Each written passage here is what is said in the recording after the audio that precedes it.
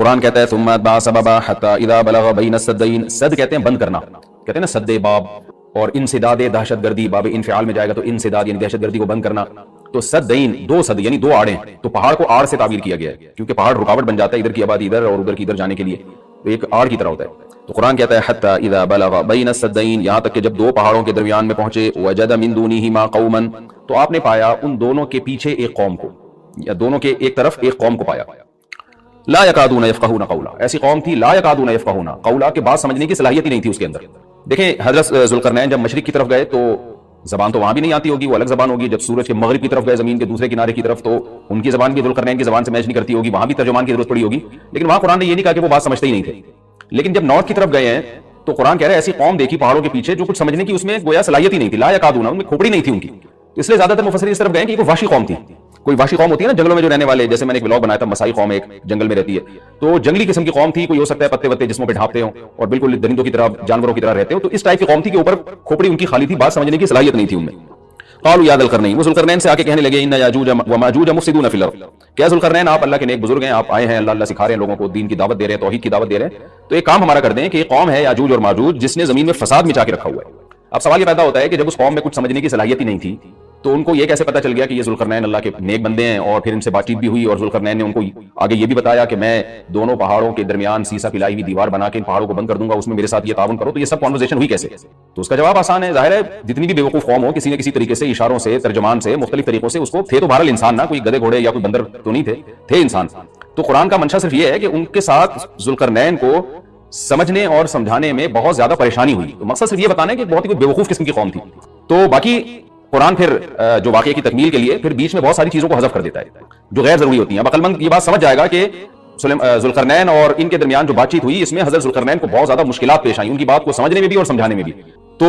آگے پھر قرآن جو ہے نا کہ جو ان کا جو بڑا مقصد تھا وہ بہرحال حاصل ہو گیا، وہ اشاروں سے ہوا ہو، وہ کوئی ترجمان کے ذریعے ہوا ہو یا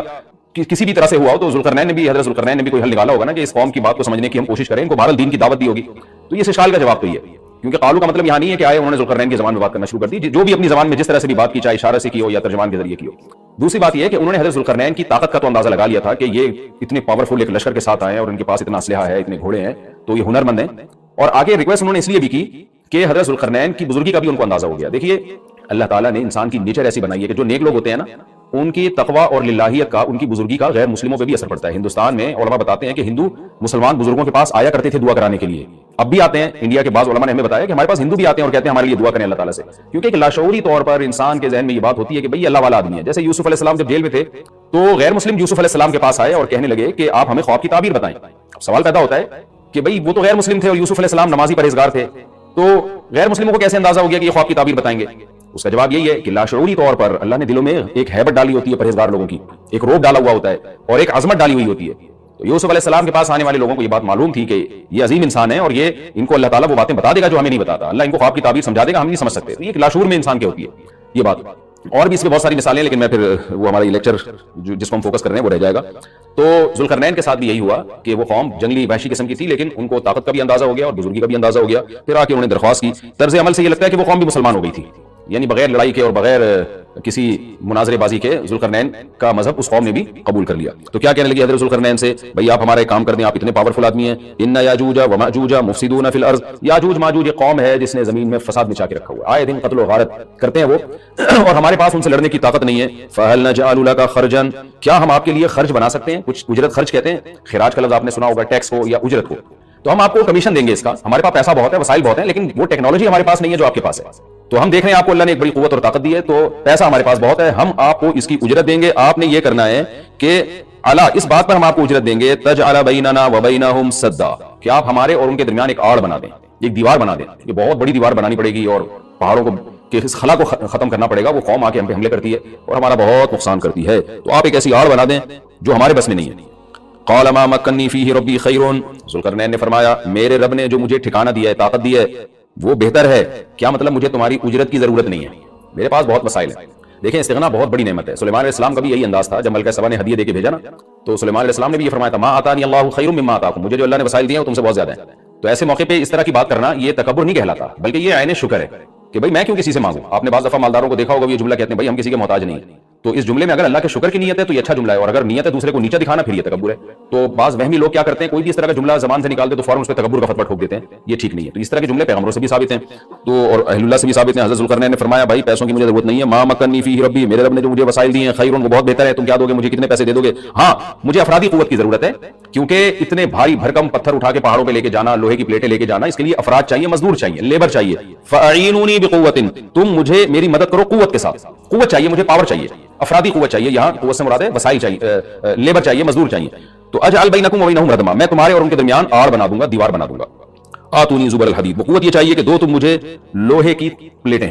یعنی اوپر چڑھانے میں میری مدد کرو ان کی۔ تو وہ افراد چاہیے ہمیں بہت بڑی تعداد میں جو لوہے کی پلیٹوں کو لے کے پہاڑوں کے اوپر چڑھیں، اور کوئی بھی اس وقت جو بھی طریقہ انہوں نے اختیار کیا ہوگا ان پلیٹوں کو ہم دونوں پہاڑوں کے بیچ میں رکھیں گے، حتی اذا ساوا بین الصدفین، یہاں تک کہ جب دونوں کنار، صدف کہتے ہیں پہاڑ کے کنارہ، دونوں کناروں کے درمیان ان لوہے کی پلیٹوں کو، اچھا یہاں بھی اندماج ہے، صنعت اندماج کا مطلب بہت سے واقعات قرآن بیچ میں حذف کر رہا ہے۔ تو ایسا ہی نہیں ہے کہ بنی بنائی پلیٹیں، انہوں نے کوئی اسٹیل مل تھی اور وہ پلیٹیں پہلے سے تیار رکھی ہوئی تھی، ظاہر ہے ذوالقرنین نے کیا کیا، لوہا جمع کیا پہلے۔ حضرت ذوالقرنین نے کس قدر محنت لگی ہوگی، پہاڑوں کے درمیان بہت زیادہ لوہا چاہیے،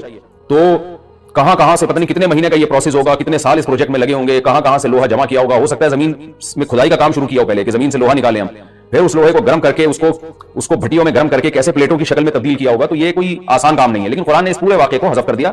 اور مختصراً بیان کیا۔ آتونی زبر الحدید، جو لوہے کی پلیٹیں ہم نے تیار کی ہیں وہ لا کے دو، حتی اذا ساوا بین الصدفین، جب ان پلیٹوں کو دونوں پہاڑوں کے بیچ میں ایسے ایسے نصب کرنا شروع کر دیا،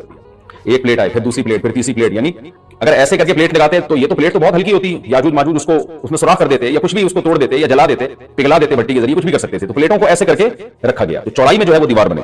قال انفخوا، تو ذوالقرنین نے کہا اب ان میں آگ بھڑکاؤ، انفخوا کا مطلب پھونک مارنا ہے، لیکن یہاں پھونک سے بھٹی کی جو گرم کرنے کے لیے جو ہوا ڈالی جاتی ہے نا، جو جیسے آپ نے دیکھا ہوگا نا پرانے زمانے میں خواتین جو تھیں وہ بوڑھی مائیں کیا کرتی تھیں، دادیاں، وہ ایک پائپ لے کے نا کوئلوں میں پھونک مارتی تھیں، اس سے کیا ہوتا ہے وہ ٹیمپریچر بڑھتا ہے۔ آج بھی میں نے گاؤں دیہاتوں میں دیکھا ہے بھٹیوں میں کہ وہ ہوا کا پریشر بنانے کے لیے انہوں نے کچھ دیسی قسم کی مشینیں لگائی ہوئی ہوتی ہیں۔ ایک صاحب کو میں نے دیکھا وہ سائیکل کا پہیے پہ پتہ نہیں کون سی مشین لگائی ہوئی ہے، اس سائیکل گھمائے جا رہے ہیں، ادھر سے ہوا نکل رہی ہے اور وہ لوہا پگھلنا شروع ہو گیا۔ تو بھٹی میں جو پہلے زمانے میں ٹیمپریچر بڑھایا جاتا تھا وہ ہوا کا پریشر بڑھا کے ہی بڑھایا جاتا تھا، یا ہو سکتا ہے کوئی گیس ہو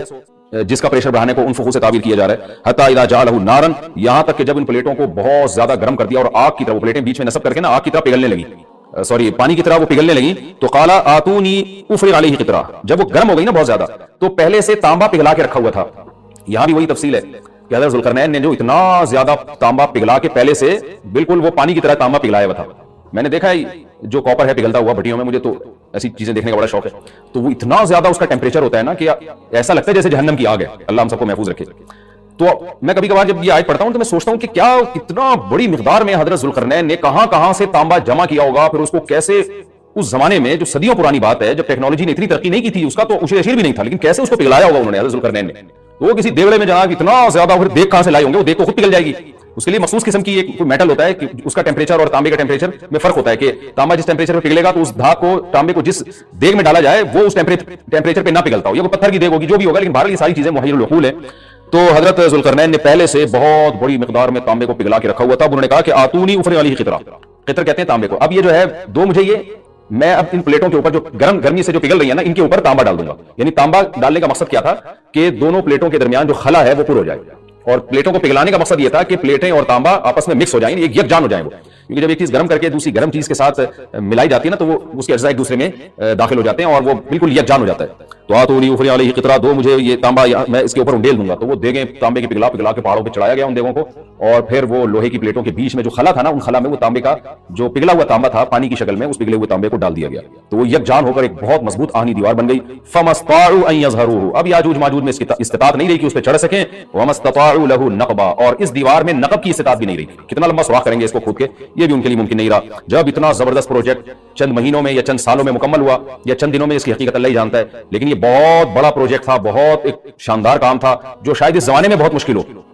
تو اس زمانے میں آپ سوچیں کہ کتنا مشکل ہوگا، لیکن ذوالقرنین نے جب اس پروجیکٹ کو مکمل کیا، قال ھذا رحمۃ من ربی، وہی بات تکبر نہیں کیا کہ میرا کمال ہے دیکھا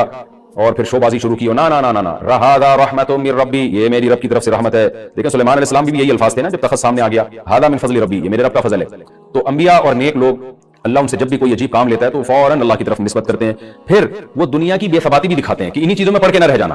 فوراً ذوالقرنین نے کیا کہا، فَإِذَا جَاءَ وَعْدُ رَبِّي، جب میرے رب کا وعدہ آئے گا نا، جَعَلَهُ دَكَّا، اللہ اس کو توڑ تاڑ دے گا۔ مطلب یہ دنیا کی ترقی ہے، یہ ہے فنا ہونے والی، دل لگانے کی چیز نہیں ہے۔ तो ऐसा ना हो कि इससे दिल लगाना शुरू कर दो और इसी में बस के रह जाओ और अल्लाह को भूल जाओ और अपनी तरक्कियों पे नाज करना शुरू कर दो। फैदा जा वादु रब्बी, जब मेरे रब का वादा आएगा, जालहु दक्का, इसे तोड़ ताड़ के बराबर कर देगा। वकान वादु रब्बी हक्का, और मेरे रब का वादा सच्चा है। वादे से मुराद क्या है? दोनों मुराद हो सकते हैं, या तो क़यामत मुराद हो सकती है कि क़यामत में सब चीजें टूट जाएंगी, या जो हदीस में आया कि जब याजूज माजूज कुर्ब क़यामत में जाहिर होंगे तो वो दीवार खत्म हो जाएगी, या तो वो मुराद है। वतरकना बाबहुम यौमइज़ यमूजु फी बाब, और हम इनमें से बाज को, यानी जो याजूज माजूज हैं इनमें से बाज को, यौमइज़, जिस दिन ऐसा होगा, जिस दिन अल्लाह का वादा आएगा और ये दीवार टूटेगी, यमूजु फी बाज़, हम इनको ऐसा कर देंगे कि ये एक दूसरे में घुस रहे होंगे। ये मजमून हदीस में आया है। देखें कुरान में और अहादीस सहीहा में जो याजूज माजूज और इस दीवार का हमें मिलता है ना, मैं सिर्फ उसको आपके सामने बयान करूंगा। बाकी इस बारे में डिटेल में आप जाएंगे तो बहुत कुछ आपको इंटरनेट पर भी मिल जाएगा, मुफस्सिरीन की किताबों में भी मिल जाएगा, और लोगों की अपनी अपनी तहकीकात हैं, अपने अपने तबसरे हैं ना। मैं उन तबसरों को सही कह रहा हूं ना गलत कह रहा हूं, किताबें भरी हुई हैं, वो आप जाएं पढ़ें उसको। लेकिन जितनी बात कुरान से और सही अहादीस से याजूज माजूज के बारे में साबित होती है, मैं सिर्फ उसको आपके सामने अभी पेश कर रहा हूं। पहला अकीदा तो यह साबित होता है कि याजूज माजूज एक कौम है, इंसान है, वो कोई इंसानों के अलावा कोई अलग मखलूक नहीं है, लेकिन है बड़े फसादी। दूसरी बात, ये बहुत कदीम है। ज़ुल्करनैन जब गए तो उससे पहले की ये कौम है और जमीन में पहले से फसाद मचा रही है, लेकिन बहुत ज्यादा उनकी कसरत नहीं थी जितनी कसरत कुर्ब क़यामत में होगी, क्योंकि नस्ल उनकी बहुत तेजी के साथ बढ़ रही है। तीसरी बात यह है कि अल्लाह ने उनको दुनिया के किसी हिस्से में रख के छुपा दिया है। छुपाया इसलिए है कि उनके जाहिर होने का एक टाइम है, और वो है हजरत ईसा अलैहिस्सलाम का दौर। हजरत ईसा इब्न मरियम के दौर में याजूज माजूज जाहिर होंगे। तो इसी को आप चौथा पॉइंट भी कह सकते हैं। तीसरा पॉइंट क्या हो गया कि उनको छुपा दिया गया है। लिहाजा ये जो लोग कहते हैं ना याजूज माजूज दरियाफ्त हो गए फला जगह है फला जगह है, तो भाई हमें जब एक चीज छुपा दी गई है और एक टाइम बता दिया गया है कि उस टाइम पे जाहिर होंगे, तो उससे पहले वो दरियाफ्त हो ही नहीं सकते। पहले दरियाफ्त हो गए तो इसका मतलब नबी सल्लल्लाहु अलैहि वसल्लम की गोया पेशगोई गलत होगी। तो जो जिसका टाइम है उसी टाइम पे वो जाहिर होंगे। चौथी बात मैंने जैसे बताई कि हजरत ईसा अलैहिस्सलाम के दौर में वो जाहिर होंगे। पांचवी बात, सही हदीस से ये बात साबित है कि याजूज माजूज वो जो दीवार बनी थी उसको चाटते रहते हैं, खत्म करते हैं। अब चाटना का जब लफ्ज हदीस में है उससे मुराद जबान से चाटना भी हो सकता है, और ये किनाया भी हो सकता है कि उसको खत्म करने की कोशिश में लगे हुए हैं। और ऐसे चाटना, जब हम कोई चीज चाटते हैं ना तो बहुत थोड़ी थोड़ी वो खत्म होती है। तो इतनी मोटी इतनी बड़ी दीवार है कि वो उन्होंने अपनी स्ट्रगल और अपनी मेहनत नहीं छोड़ी है, तो वो दीवार को किसी न किसी तरीके से घिसाई में उसके लगे रहते हैं। तो जबान से भी चाटना हो सकता है और किसी और तरीके से उसको खत्म करने की कोशिश भी मुराद हो सकती है। और हदीस में आता है कि एक दिन आएगा, वो जब खत्म होने वाली होती है ना, तो वो कहते हैं कि हम कल इसको दोबारा शुरू करेंगे और कल हम इसको खत्म कर देंगे। लेकिन वो अल्लाह ताला अपनी कुदरत से दोबारा उस दीवार को उतना ही मोटा कर देते हैं जितना ज़ुल्करनैन ने किया था। तो कुर्ब क़यामत में जब हज़रत ईसा अलैहिस्सलाम का ज़ुहूर होगा तो वो ये कहेंगे हम इंशाअल्लाह इसको कल खत्म करेंगे। तो इंशाअल्लाह का लफ्ज़ जब इस्तेमाल करेंगे, क्योंकि वो कौम है काफिर, वो अल्लाह पे एतमाद करना, अल्लाह पे तवक्कुल करना ये चीज नहीं है। जैसे काफिर तो नहीं कहेगा ना अल्लाह ने चाहा तो वो अल्लाह पे यकीन नहीं रखते। तो वो जब अल्लाह का नाम लेंगे और कहेंगे कि अल्लाह ने चाहा तो हम इसको कल खत्म कर देंगे, तो फिर इस नाम की वजह से वो दीवार खत्म हो जाएगी। इसकी मिसाल ऐसे जैसे हदीस में आता है, पिछली कौमों में एक नौजवान था जो जादूगर के पास भी जाता था और राहिब के पास भी जाता था, जिसका सूरह बुरूज में तज़किरा है, वस्समाइ ज़ातिल बुरूज में। तो जब वो नौजवान पकड़ा गया, वो मुसलमान हो गया था, बादशाह ने उसको भेजा था जादूगर के पास के जादू सीखे, लेकिन वो राहिब के पास जाता, ईसाईयत सीखी उसने और नेक मुसलमान बन गया। तो बादशाह ने उसको कत्ल करने की हत्तल इम्कान कोशिश की, मगर वो कत्ल नहीं हो पा रहा था। बादशाह उसने उसको पहाड़ पे भेजा अपने सिपाहियों को लेके कि पहाड़ से ले जाके इसको गिरा दो, लेकिन अल्लाह ने मदद की कि वो सिपाही गिर गया, ये बच गया। बादशाह ने हुक्म दिया इसको समंदर में ले जाके गर्क कर दो, वो सारे सिपाही गर्क हो गए, ये बच गया। तो किसी भी तरह से इसकी कत्ल की कोशिशें कामयाब नहीं हो रही थी। तो इसने बादशाह से कहा कि तू अगर मुझे कत्ल करना चाहता है ना, तो चौक पे खड़ा करके तीर मुझे मार और कहे कि बिस्मिल्लाहि व रब्बी हादल गुलाम, इस नौजवान के रब के नाम से मैं इसको कत्ल करता हूं। तो अल्लाह का नाम लेके मुझे मारेगा तो मैं कत्ल हो जाऊंगा। नौजवान ये कुर्बानी इसलिए दे रहा था कि बादशाह जब पूरी पब्लिक के सामने अल्लाह का नाम लेगा तो लोगों को यकीन आ जाएगा कि भाई अल्लाह का नाम लेने से तो काम हो गया, और अल्लाह का नाम लिए बगैर काम नहीं हो रहा था। तो जो बादशाह अल्लाह को मानता नहीं था और उसको भी अल्लाह का नाम लेना पड़ा है। तो नौजवान ने ये कुर्बानी इसलिए दी कि बादशाह जब अल्लाह का नाम लेगा लोगों को अल्लाह की जात पे यकीन आएगा और लोग मुसलमान हो जाएंगे, ईसाईयत को कबूल कर लेंगे। तो उस नौजवान ने ये कुर्बानी दी और बादशाह ने अल्लाह का नाम लेके जब तीर मारा तो वो नौजवान शहीद हो गया, और लेकिन पूरा मुल्क मुसलमान हो गया, ईसाईयत कबूल कर ली। और सूरह बुरूज में फिर अल्लाह ने उनका तबसरा किया, उनका वाकया बयान किया उनके बारे में कि कैसे बादशाह ने खंदक खोद खोद के पूरी कौम को जो है वो जो दीन से पीछे नहीं हटे उनको किस तरह से आग में फेंक दिया उन सबको। तो इससे पता चलता है कि काफिर भी बाज़ दफा जब अल्लाह का नाम लेता है ना तो उसको दुनियावी फायदा हो जाता है। तो याजूज माजूज भी तंग आकर फिर अल्लाह का नाम लेंगे और कहेंगे अल्लाह ने चाहा तो हम इस दीवार को कल खत्म कर देंगे, और बिल आखिर वो दीवार खत्म हो जाएगी। फिर कुरान के अल्फाज हैं आगे कि जब ये दीवार खत्म होगी वतरकना बावहुम यौमइज़। अच्छा, मैं बता रहा था कि आदि से क्या पॉइंट पता चलते हैं। तो ये 5 पॉइंट हो गए। छठा पॉइंट ये कि हजरत ईसा ही के दौर में ये किसी वबा के जरिए हलाक हो जाएंगे। हजरत ईसा अलैहिस्सलाम इतने ज्यादा होंगे कि इनसे लड़ना मुमकिन नहीं होगा, जैसे कि कुरान में भी आ रहा है वतरकना बावहुम यौमइज़ यमूजु फी बाज़, हम इनमें से बाज़ को बाज़ के अंदर घुसा देंगे। इतनी कसरत से एक दूसरे में, आबादी की कसरत बहुत होगी इनकी, घुसे हुए होंगे एक दूसरे में, ये जैसे चींटी और मकोड़े होते हैं, तो इनसे लड़ना मुमकिन नहीं होगा। तो हजरत ईसा अलैहिस्सलाम लोगों को लेकर कोई दूर पे चले जाएंगे और बाकी मुसलमान वो अपने अपने घरों के अंदर बंद हो जाएंगे, और फिर अल्लाह की तरफ से एक वबा आएगी और उस वबा में ये सारे के सारे हलाक हो जाएंगे। और फिर जब हलाक हो जाएंगे तो इतनी ज्यादा इनकी लाशें जमीन पे होंगी, इतनी ज्यादा कि इंसानी आबादी इनकी लाशों से मुताफिल होना और बीमार होना शुरू हो जाएगी, इनकी लाशों से बदबू उठेगी, और जाहिर है इंसान होंगे ये, तो उसकी वजह से जो जमीन का माहौल खराब होगा। फिर हजरत ईसा अलैहिस्सलाम अल्लाह से दुआ मांगेंगे कि अल्लाह ताला इनको किसी तरह ठिकाने लगाए, कोई इंतजाम करे। फिर हदीस में आता है बारिशें होंगी और सैलाब आएंगे और उनकी लाशें बह बह के पानियों में जाके समुद्रों में जाके खत्म हो जाएंगी। अल्लाह ताला उनको इस तरह से ठिकाने लगाएगा। तो ये यहां तक जितने भी मज़ामीन हैं ये सही हदीस से साबित है। تو قرآن کہتا ہے وَتَرَكْنَا بَعْضَهُمْ يَوْمَئِذٍ يَمُوجُ فِي بَعْضٍ، ہم ان میں سے بعض کو بعض میں چھوڑ دیں گے، بہت کثرت ہوگی، وَنُفِخَ فِي الصُّورِ، اور پھر سور پھونکا جائے گا۔ قرآن میں تو یہ کہ سور پھونکا جائے گا ایسے لگ رہا ہے جیسے فوراً پھونکا جائے گا، مگر احادیث میں تفسیر ہے کہ فوراً نہیں پھونکا جائے گا۔ یاجوج ماجوج قیامت کی نشانیوں میں سے ایک بہت بڑی نشانی ہوگی، یعنی اس بات کی علامت ہوگی کہ قیامت بہت قریب ہے۔ تو حضرت عیسیٰ ابن مریم علیہ السلام جب نازل ہوں گے، میں تھوڑی سی ترتیب بیان کر دیتا ہوں کہ جو کیونکہ بات یاجوج ماجوج کی چل رہی ہے تو اس سے منسلک جو واقعات ہیں جو اس دور میں ہوں گے وہ بھی میں اسی لیکچر کے ضمن میں بیان کر دیتا ہوں۔ ہمیں صحیح حدیث سے یہ پتہ چلتا ہے کہ قرب قیامت میں جب مسلمان بہت قسمہ پرسی میں ہوں گے تو خراسان سے لشکر اٹھے گا۔ خراسان یہ افغانستان اور ایران کا حصہ، اس علاقے کو نبی صلی اللہ علیہ وسلم کے دور میں خراسان کہا جاتا ہے، جس میں قندھار بھی آتا ہے، ایران کا بھی حصہ آتا ہے اس میں۔ تو یہاں سے لشکر اٹھے گا، مجاہدین لڑیں گے، بہت بڑی تعداد میں دنیا میں جہاد ہوگا، کیونکہ مسلمان ظلم کی چکی میں پس کے تنگ آ چکے ہوں گے، اور لڑتے لڑتے حدیث میں آتا ہے اتنی بڑی بڑی لڑائیاں ہوں گی کہ 1/3 مسلمان شہید ہو جائیں گے اس میں، 1/3 مجاہدین جو لڑنے والے ہوں گے، اور 1/3 جو ہوں گے وہ میدان جنگ سے بھاگ جائیں گے، اور 1/3 کو اللہ فتح عطا فرمائے گا۔ تو جو 1/3 میدان جنگ سے بھاگ جائیں گے، نبی صلی اللہ علیہ وسلم نے فرمایا ان کی توبہ کبھی قبول نہیں ہوگی۔ جو 1/3 شہید ہو جائیں گے وہ افضل ترین شہداء ہوں گے اس وقت کے، اور 1/3 کو اللہ تعالیٰ غلبہ عطا فرمائیں گے۔ ایک واقعہ تو ہمیں قرب قیامت میں نبی صلی اللہ علیہ وسلم سے یہ ملتا ہے صحیح حدیث سے۔ دوسرا ہمیں یہ ملتا ہے کہ قرب قیامت ہی میں مسلمان قسمہ پرسی کا شکار ہوں گے، تو تلاش کریں گے حضرت مہدی کو، کیونکہ حضرت مہدی وہ شخصیت ہیں جن پہ تمام نیک لوگ جمع ہو جائیں گے اور وہ مسلمانوں کی میدان جنگ میں کمانڈ کریں گے، جہاد میں کمانڈ کریں گے۔ تو ان کو بیت اللہ میں تلاش کیا جائے گا، وہ رسول اللہ صلی اللہ علیہ وسلم کی اولاد میں ہوں گے، اور لوگ ان کو پہچان لیں گے، اہل اللہ پہچان کر ان کو اپنا امیر بنائیں گے، ان کی قیادت میں پھر لڑائی اور جہاد شروع ہوگا۔ اور یہ لڑائی جب دمشق میں لڑائی ہو رہی ہوگی تو دمشق میں عصر کی نماز کے وقت حضرت مہدی، میں نے جو یہ کہا کہ دمشق میں لڑائی ہو رہی ہوگی، مقصد یہ نہیں ہے کہ دمشق کوئی میدان جنگ بنا ہوا ہوگا، مقصد یہ ہے کہ وہ مجاہدین کا لشکر دمشق میں ہوگا عصر کی نماز کے وقت، لڑائی چاہے کسی اور میدان میں ہو رہی ہو، لیکن حدیث میں ہمیں دمشق کا تذکرہ ملتا ہے۔ تو دمشق میں حضرت شام کا تذکرہ ملتا ہے، اور جو قرائن ہمیں ملتے ہیں وہ دمشق کی ایک خاص مسجد ہے، وہ مسجد حضرت مفتی تقی عثمانی صاحب اور مفتی تقی عثمانی صاحب نے اس کو ہائی لائٹ بھی کیا، لیکن وہ یقینی نہیں ہے، یہ خوب سمجھ، انہوں نے اس کا بھی تبصرہ کیا کہ اس کے بارے میں کوئی یقین نہیں ہے۔ تو حضرت مہدی عصر کی نماز پڑھا رہے ہوں گے، لوگ امامت میں آپ کے پیچھے کھڑے ہوں گے، یہاں تک کہ مسجد کے مینار پر، آج بھی وہ مینار موجود ہے جس کے بارے میں غالب گمان ہے کہ یہ وہ مینار ہے جہاں حضرت عیسیٰ علیہ السلام نازل ہوں گے، غالب گمان کے درجے میں کہا جا سکتا ہے، ورنہ پھر اسی کے اڑوس پڑوس میں کوئی مسجد ہوگی۔ میرا اگر شام جانا ہوا تو انشاءاللہ میں ارادہ ہے کہ میں ولاگ میں اس مسجد کا بھی تذکرہ کروں گا، اس جگہ کا بھی تذکرہ کروں گا، لیکن میں پہلے یہ بات بتا دوں کہ وہ 100% یقینی نہیں ہے، ایسا نہ ہو کہ اس مسجد کے مینار پہ چڑھ کے لوگ جو ہے وہ اس کے کوئی مینار کو چاٹنا شروع کر دیں تبرک کے طور پہ۔ تو عصر کی نماز کا ٹائم ہوگا، حضرت عیسیٰ ابن مریم علیہ السلام فرشتوں کے کندھوں پہ ہاتھ رکھے نیچے اتریں گے نماز کے ٹائم پہ، یعنی آسمان سے مینار تک آئیں گے، اور پھر مینار سے آپ کے لیے سیڑھیاں لگائی جائیں گی، سیڑھیوں کے ذریعے مینار سے نیچے اتریں گے اور لوگ ان کو پہچان لیں گے۔ حضرت مہدی ان کو امامت کے لیے آگے کریں گے کہ آپ اللہ کے پیغمبر ہیں، آپ نماز پڑھائیے، حضرت عیسیٰ علیہ السلام انہی کو آگے رکھیں گے، اور اس طرح کا مفہوم ہے حدیث میں کہ اللہ نے اس کام کے لیے آپ کو ہی منتخب کیا۔ کیا مطلب امامت اس امت کا ہے؟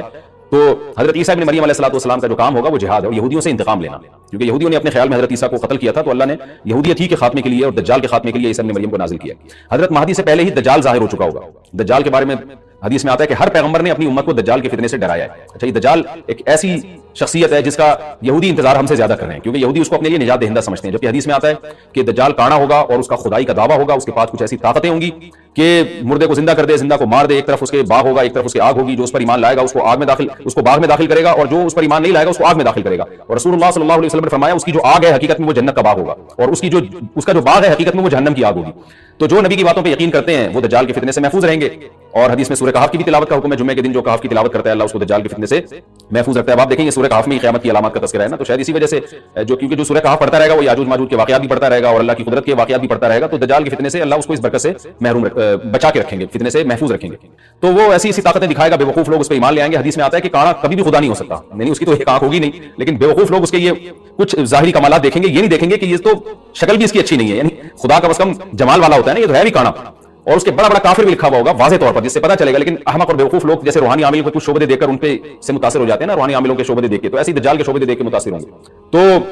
بہت لوگوں کو، خلقت کو، بہت بڑی امت کو گمراہ کرے گا دجال، اہل اللہ کو اللہ تعالیٰ اس کے فتنے سے محفوظ رکھے گا۔ پھر حضرت عیسیٰ ابن مریم جب نازل ہوں گے تو وہ دجال کو قتل کریں گے۔ حدیث میں آتا ہے کہ نیزے کے ذریعے گھوڑے پہ بیٹھ کے قتل کریں گے۔ علماء نے اس حدیث کا دو مطلب بیان کیے ہیں کہ یا تو اس کا مطلب یہی ہے کہ واقعی گھوڑے پہ بیٹھیں گے، نیزہ استعمال کریں گے، اور زمین جو ہے وہ اتنی پہلے اس سے جنگیں ہو چکی ہوں گی کہ لوگ دوبارہ تلواروں گھوڑوں کی طرف آ جائیں گے۔ اس بات کا امکان ہے، ہر ملک ایٹمی طاقت بن چکا ہے، تو اگر یہ ایٹم بم سارے ملک آپس میں چلا دیں تو ہم دوبارہ گدے گھوڑوں والی زندگی پر آ جائیں گے، ٹیکنالوجی ساری تباہ برباد ہو جائے گی، انسان کی ترقی۔ تو اس بات کا بھی امکان ہے کہ کوئی اس سے پہلے ہو سکتا ہے کوئی ایسی جنگ عظیم ہو کہ انسانیت دوبارہ پہاڑوں پتھروں کے دور میں آ جائے، لیکن ظاہر یہ معلوم ہوتا ہے کہ رسول اللہ صلی اللہ علیہ وسلم نے جو کلام کیا ہے ظاہر ہے اس دور کے لحاظ سے جو لوگوں کے جہاں تک جو لوگوں کی مینٹل اپروچ ہے وہاں تک، تو نبی صلی اللہ علیہ وسلم میزائل یا اور ٹینکوں کا تذکرہ کرتے تو کیا سمجھ میں آتا ہے؟ तो घोड़े से मुराद है जो उस जमाने का घोड़ा होगा, और नेज़े से मुराद है उस जमाने का जो असलहा होगा, क्योंकि नेज़ा नबी के दौर का एक मुनासिब असलहा था और घोड़ा नबी के दौर की मैदान जंग की एक मुनासिब सवारी थी। तो इससे ये भी पता चलता है कि हो सकता है ईसा इब्न मरियम नेज़े के बजाय कलाशनकोफ का इस्तेमाल कर लें, तो यानी वो नेज़ा जो है वो उस कलाशनकोफ की जो भी असलहा उस वक्त हजरत ईसा इब्न मरियम इस्तेमाल करेंगे उसकी ताबीर है, तो इसका भी पूरा इम्कान है। तो हमें बहरहाल कितना ईमान हमारे लिए जरूरी है कि दज्जाल को कत्ल करने वाली जो जात है, जो शख्सियत है, वो ईसा इब्न मरियम अलैहिस्सलातु वस्सलाम, तो हजरत ईसा के जरिए अल्लाह ताला दज्जाल को कत्ल करेंगे और हजरत ईसा की क़ियादत में जबरदस्त जिहाद होगा। हदीस में आता है कि ईसा इब्न मरियम इस दुनिया को अमन से भर देंगे, इतना अमन हो जाएगा और इतनी माली फरावानी होगी, इतनी माली, क्योंकि दुनिया में माल बहुत है, डिस्ट्रीब्यूशन सही नहीं है, जो तकसीम है ना माल की वो जालिमाना है, जिसकी वजह से गरीब गरीब से गरीब तरह, अमीर अमीर से अमीर है। हजरत ईसा इब्न मरियम ऐसा निजाम कायम करेंगे कि जिससे माल की सही तकसीम, और लोग उठेंगे ज़कात का मुस्तहिक तलाश करेंगे और लोगों को ज़कात का मुस्तहिक नजर नहीं आएगा, गरीब तलाश करना मुश्किल हो जाएगा। यानी एक आदमी हदीस के मफहूम है कि ज़कात लेके घूमता रहेगा और उसको कोई गरीब नहीं मिलेगा, इतनी माली फरावानी हो जाएगी। फिर तिरमिज़ी की रिवायत में आता है कि अल्लाह की तरफ से बरकतें ऐसी नाजिल होंगी कि बड़े बड़े अनार पैदा होंगे, बड़े बड़े अंगूर पैदा होंगे, जमीन अपनी बरकतें खोल देगी, और हजरत ईसा अलैहिस्सलाम खिंजीर को भी दुनिया से खत्म कर देंगे, खिंजीर की नस्ल को खत्म कर दिया जाएगा, वयज़ाउल जिज़िया, और जिज़िया का निजाम खत्म, इम्मा इस्लाम व इम्मा सैफ, या तो तलवार या इस्लाम, इसके अलावा नहीं। तो नबी सल्लल्लाहु अलैहि वसल्लम को अल्लाह ने जिस मकसद के लिए दुनिया में भेजा था, उस मकसद की जो तकमील है वो ईसा इब्न मरियम के जरिए।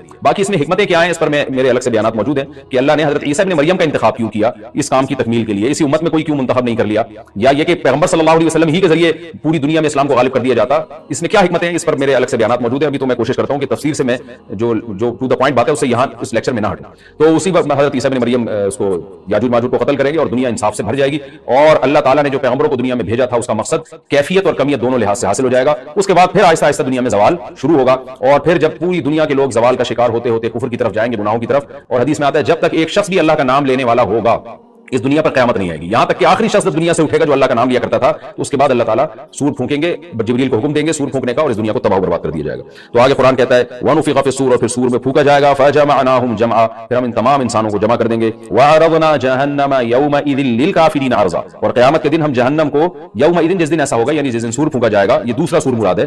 लिलकाफ़िरीन अर्ज़ा, काफिरों के सामने पेश कर देंगे। अल्लज़ीना कानत अयुनुहुम फ़ी ग़िताइन अन ज़िक्री, ये वो लोग हैं जिनकी आंखें मेरी याद से पर्दे में पड़ी हुई थी, यानी मेरी याद की चीजें उनको नजर ही नहीं आती थी, गफलत में पड़ी हुई थी जिनकी आंखें, वकानू ला यस्ततीऊन समआ, और ये सुनने की सलाहियत भी नहीं रखते थे, ना हक बात सुनते थे ना हक देखते थे, बस अपने ख्वाहिशात की जो चीजें हैं वो इनको अच्छी लगती थी और वही इनको समझ में आती थी। तो ये हमारा रुकू अल्हम्दुलिल्लाह कंप्लीट हो गया। इस रुकू में हमें बहुत सारे असबाक मिलते हैं, मैं नंबरवार उसको मुख्तसरन बयान कर देता हूँ।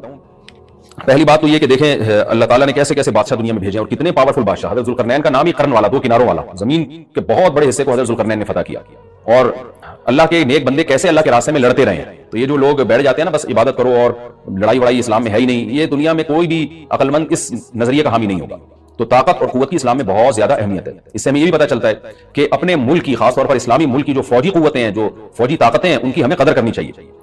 क्योंकि अगर कोई भी मुल्क अस्करी लिहाज से कमजोर हो जाए, क्योंकि अल्लाह ताला तो जो अस्करी लिहाज से ताकतवर कौमें थी अल्लाह ने उनका कितना तस्करा किया, हाँ वो अल्लाह के बागी ना हो। तो इस्लामी मुल्क में कोई भी इस्लामी कंट्री है, चाहे सऊदी अरब है, चाहे पाकिस्तान है, चाहे तुर्की है, कोई भी इस्लामी कंट्री है, उसकी फौज की कदर करनी चाहिए।